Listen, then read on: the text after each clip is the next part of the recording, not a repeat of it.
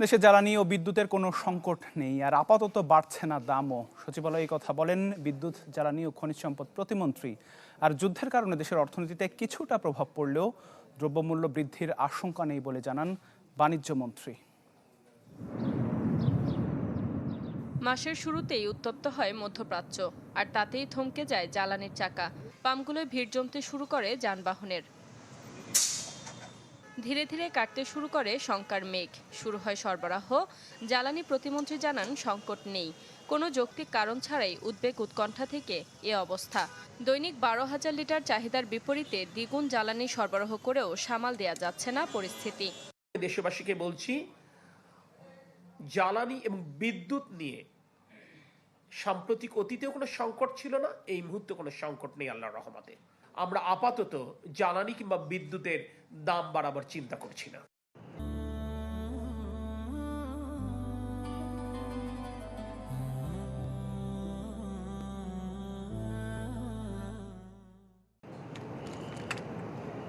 এরই মধ্যে তেল ও এলপিজির চালান দেশে আসতে শুরু করেছে।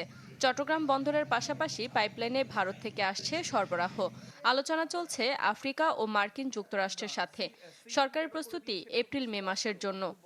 যুদ্ধ যদি একটু এই লম্বা হয়, একটু দীর্ঘায়িত হয়, সেক্ষেত্রে আমরা কিভাবে বৈশ্বিক সংকট মোকাবেলা করতে পারি তার জন্য, অর্থাৎ আগামী এপ্রিল মের জন্য আমরা প্রস্তুতি গ্রহণ শুরু করেছি।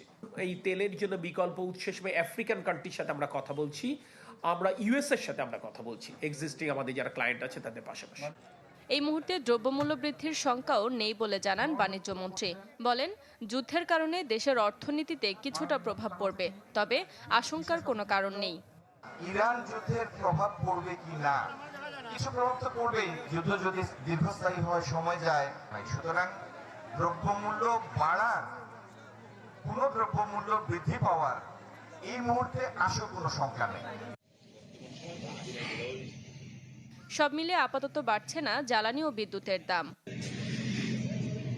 শারমিন মাহমুদ, চ্যানেল 24, ঢাকা।